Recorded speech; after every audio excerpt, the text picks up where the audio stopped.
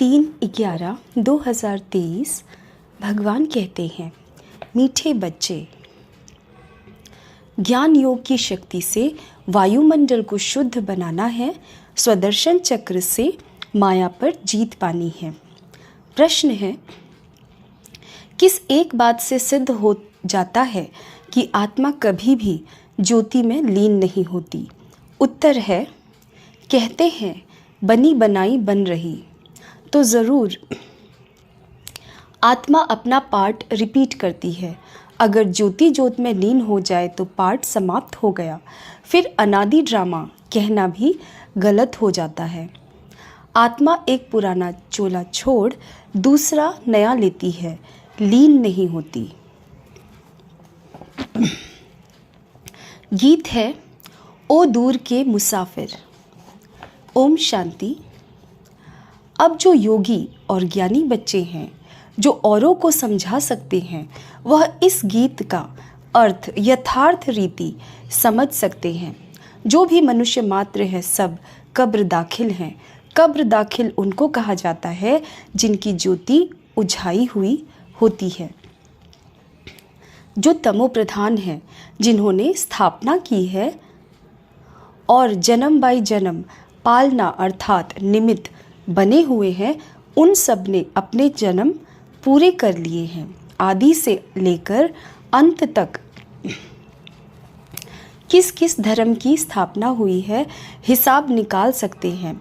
हद का जो नाटक होता है, उसमें भी मुख्य ड्रामा के क्रिएटर, डायरेक्टर, एक्टर जो होते हैं, उनका ही मान होता है। कितनी प्राइज़ मिलती है, जलवा दिखलाते हैं ना, तुम्हारा फिर है ज्ञान योग का जलवा। अब मनुष्यों को यह तो पता नहीं है कि मौत सामने है। हम इस ड्रामा में कितने जन्म लेते हैं, कहाँ से आते हैं, डिटेल सभी जन्मों को तो तुम नहीं जान सकते। बाकी इस समय हमारा भविष्य के लिए पुरुषार्थ चल रहा है। देवता तो बनेंगे, परंतु किस पद को पाएंगे, उसके लिए पुरुषार्थ करना है। तुम जानते हो, इन लक्ष्मी नारायण ने 84 जन्म लिए हैं। अब यह ज़रूर राजा रानी बनेंगे। फीचर्स भी जानते हैं। प्रैक्टिकल में साक्षात्कार कराते हैं, भक्ति मार्ग में भी साक्षात्कार होते हैं। वह तो जिसका ध्यान करते हैं, उनका साक्षात्कार होता है। चित्र श्री कृष्ण का सावरा देखा, उसका ध्यान करेंगे तो ऐसा साक्षात्कार हो जाएगा। बाकी श्री कृष्ण ऐसा सावरा है नहीं। मनुष्यों को इन बातों का ज्ञान तो कुछ भी रहता नहीं है। अभी तुम प्रैक्टिकल में हो, सूक्ष्म वतन में भी देखते हो, बैकुंठ में भी देखते हो। आत्मा और परमात्मा का ज्ञान है, आत्मा का ही साक्षात्कार होता है। यहाँ तुम जो साक्षात्कार करते हो, उसकी तुम्हारे पास नॉलेज है। बाहर वालों को भल आत्मा का साक्षात्कार होता है, परंतु नॉलेज नहीं है। वह तो आत्मा सो परमात्मा कह देते हैं। आत्मा स्टार तो बराबर है ही, यह तो बहुत दिखाई पड़ते हैं। जितने मनुष्य हैं उतनी आत्माएं हैं। आत्माओं के शरीर इन आँखों से देखने में आते हैं। आत्मा को दिव्य दृष्टि द्वारा देखा जा सकता है। मनुष्यों के रंग रूप भिन्न भिन्न हैं, आत्माएं भिन्न भिन्न नहीं, सब एक जैसी ही हैं। सिर्फ पार्ट हर आत्मा का भिन्न भिन्न है।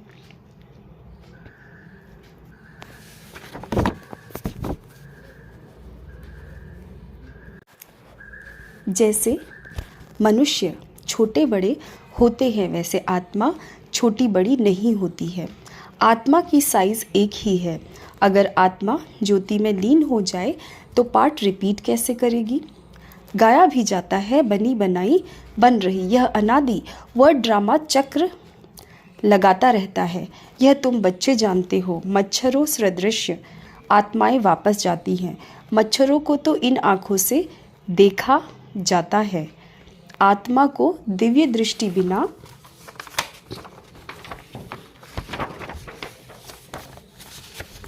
देख नहीं सकते। सतयुग में तो आत्मा के साक्षात्कार की दरकार नहीं रहती। समझते हैं कि हम आत्मा को एक पुराना शरीर छोड़ दूसरा नया लेना है। परमात्मा को तो जानते ही नहीं। अगर परमात्मा को जानते तो सृष्टि चक्र को भी जानना चाहिए। तो गीत कहते हैं, हमको भी साथ ले लो।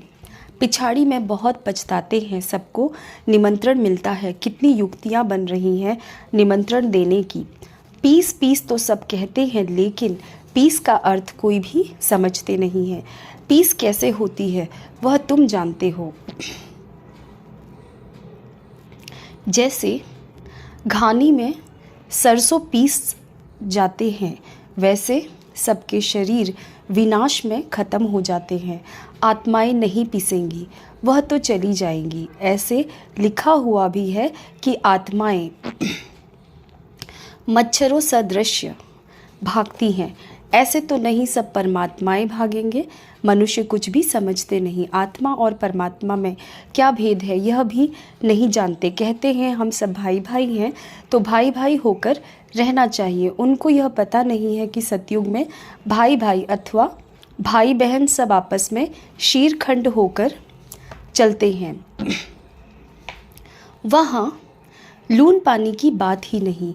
यहाँ देखो अभी अभी शीरखंड है, अभी अभी लून पानी हो जाते हैं। एक तरफ कहते हैं चीनी हिंदू भाई भाई हैं, फिर उनका बुत बनाकर आग लगाते रहते हैं। जिस्मानी भाई भाई की यह हालत देखो। रूहानी संबंध को तो जानते नहीं। तुमको बाप समझाते हैं, अपने को आत्मा समझना है। देह अभिमान में फंसना नहीं है। कोई कोई देह अभिमान में फंस पड़ते हैं। बाप कहते हैं देह सहित देह के जो भी संबंध हैं सबको छोड़ना है। यह मकान आदि सब भूलो। वास्तव में तुम परमधाम निवासी हो। अभी अभी फिर वहाँ चलना है जहाँ से पाठ बजाने आए हैं। फिर हम तुमको सुख में भेज देंगे। तो बाप कहते हैं लायक बनना है। गॉड किंगडम स्थापन कर रहे हैं। क्राइस्ट की कोई किंगडम नहीं थी, वह तो बाद में जब लाखों क्रिश्चियन बने होंगे तब अपनी किंगडम बनाई होगी। यहाँ तो फट से सतयुगी राजाई बन जाती है। कितनी सहज बात है। बरोबर भगवान ने आकर स्थापना की है। श्री कृष्ण का नाम डालने से सारा घोटाला कर दिया है। गीता में है प्राचीन राजयोग और ज्ञान, वह तो प्रायः लोप हो जाता है।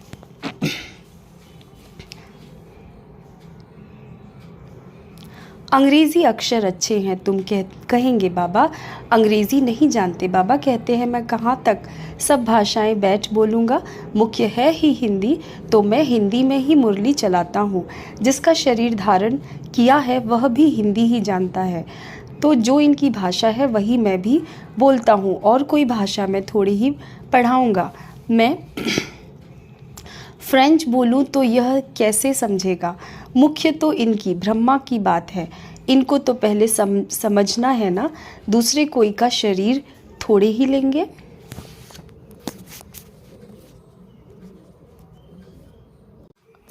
गीत में भी कहते हैं मुझे ले चलो, क्योंकि बाप और बाप के घर का तो किसको भी पता नहीं है। गपोड़ा मारते रहते हैं। अनेक मनुष्यों की अनेक मतें हैं, इसलिए सुत मुझा हुआ है। बाप देखो कैसे बैठे हुए हैं। यह चरण किसके हैं? शिव बाबा के। वह तो हमारे हैं ना, मैंने लोन दिया है। शिव बाबा तो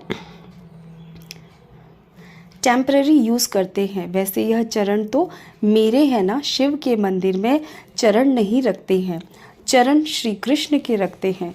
शिव तो है ऊंचते ऊंच, तो उनके चरण कहाँ से आए? हाँ, शिव बाबा ने उधार लिया है। चरण तो ब्रह्मा के ही हैं। मंदिरों में बैल दिखाया है, बैल पर सवारी कैसे होगी? बैल पर शिव बाबा कैसे चढ़ेंगे? सालीग्राम आत्मा सवारी करते हैं मनुष्य के तन पर। बाप कहते हैं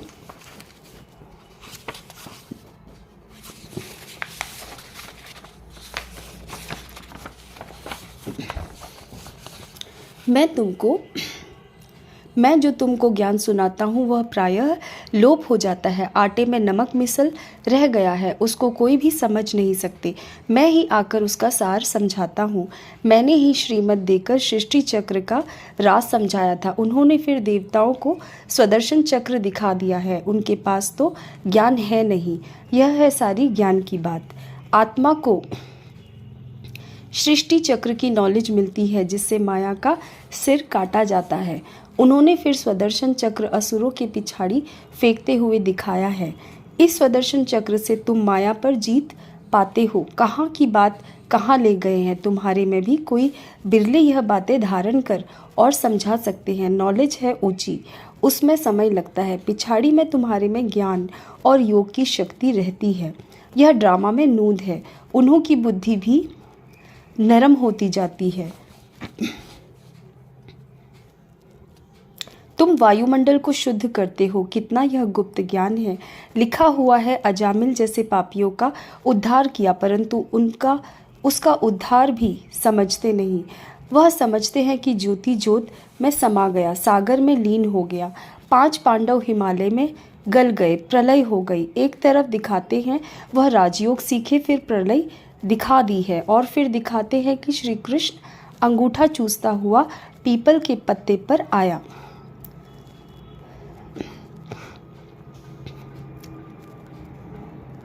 उसका भी अर्थ नहीं समझते। वह तो गर्भ महल में था, अंगूठा तो बच्चे चूसते हैं। कहाँ की बात कहाँ लगा दी है। मनुष्य तो जो सुनते वह सत सत कहते रहते हैं।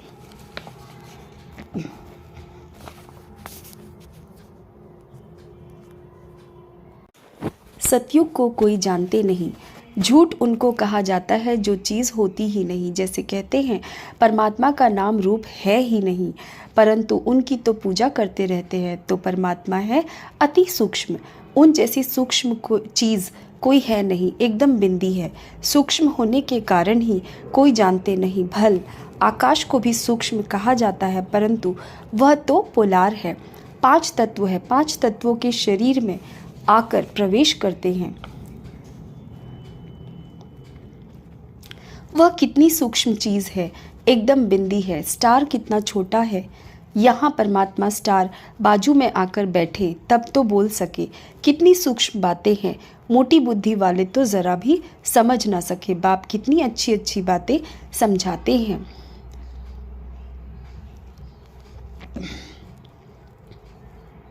ड्रामा अनुसार जो कल्प पहले पाठ बजाया है वही बजाते हैं। बच्चे समझते हैं बाबा रोज़ आकर नई नई बातें सुनाते हैं तो नया ज्ञान होगा ना, तो रोज़ पढ़ना पड़े। रोज़ कोई नहीं आते हैं तो फ्रेंड के पास जाकर पूछते हैं कि आज क्लास में क्या हुआ।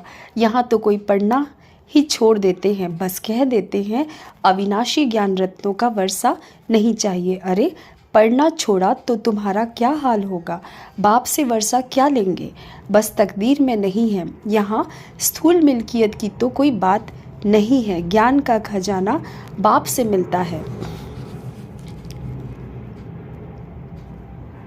वह मिल्कियत आदि तो सब कुछ विनाश होना है। उसका नशा कोई रख न सके। बाप से ही वर्षा मिलना है। तुम्हारे पास भल करोड़ों की मिल्कियत है, वह भी मिट्टी में मिल जानी है। इस समय की ही सारी बात है। यह भी लिखा हुआ है किसकी दबी रहेगी धूल में, किसकी जलाए आग। इस समय की बातें पिछाड़ी में चली जाती हैं। विनाश तो अभी होना है, विनाश के बाद फिर स्थापना। अभी वह स्थापना कर रहे हैं, वह है अपनी राजधानी। तुम दूसरों के लिए नहीं करते हो, जो कुछ करेंगे वह अपने लिए। जो श्रीमत पर चलेगा वह मालिक बनेगा। तुम तो नए विश्व के, नए भारत के मालिक बनते हो। नए विश्व अर्थात सतयुग में तुम मालिक थे। अभी यह पुराना युग है। फिर तुमको पुरुषार्थ कराया जाता है नई दुनिया के लिए। कितनी अच्छी अच्छी बातें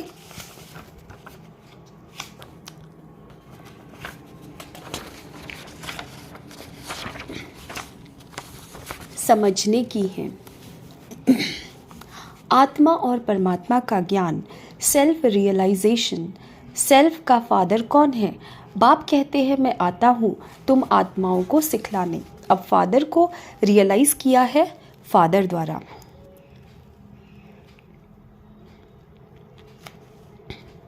बाप समझाते हैं, तुम हमारे सीखे लदे बच्चे हो, कल्प के बाद फिर से आकर मिले हो वर्षा लेने के लिए। तो पुरुषार्थ करना चाहिए ना, नहीं तो बहुत पछताना होगा, बहुत सज़ा खानी पड़ेगी। जो बच्चे बनकर और फिर कुकर्म करते हैं उनकी तो बात मत पूछो। ड्रामा में देखो बाबा का कितना पार्ट है, सब कुछ दे दिया। बाबा फिर कहते हैं भविष्य 21 जन्मों के लिए रिटर्न दूंगा। आगे तुम इनडायरेक्ट देते थे तो भविष्य में 1 जन्म के लिए देता था, अभी डायरेक्ट देते हो तो भविष्य 21 जन्मों के लिए इंश्योर कर देता हूँ। डायरेक्ट इनडायरेक्ट में कितना फ़र्क है। वह द्वापर कलयुग के लिए इंश्योर करते हैं ईश्वर को, तुम सतयुग त्रेता के लिए इंश्योर करते हो। डायरेक्ट होने के कारण 21 जन्मों के लिए मिलता है। अच्छा,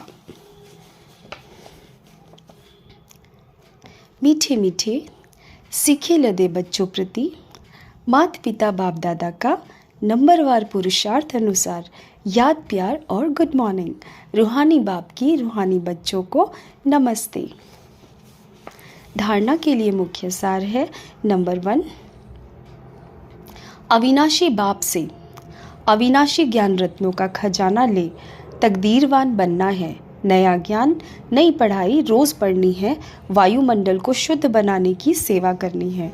नंबर 2, भविष्य 21 जन्म के लिए अपना सब कुछ इंश्योर कर देना है। बाप का बनने के बाद कोई भी कुकर्म नहीं करना है। आज का वरदान है, स्व उन्नति का यथार्थ चश्मा पहन एग्जाम्पल बनने वाले अलबेलेपन से मुक्त भव। जो बच्चे स्वयं को सिर्फ विशाल दिमाग की नज़र से चेक करते हैं उनका चश्मा अलबेलेपन का होता है। उन्हें यही दिखाई देता है कि जितना भी किया है उतना बहुत किया है, मैं इन आत्माओं से अच्छा हूँ। थोड़ी बहुत कमी तो नामी ग्रामी में भी है, लेकिन जो सच्चे दिल से स्वयं को चेक करते हैं उनका चश्मा यथार्थ स्व उन्नति का होने के कारण सिर्फ बाप और स्वयं को ही देखते, दूसरा तीसरा क्या करता यह नहीं देखते। मुझे बदलना है, बस इसी धुन में रहते हैं।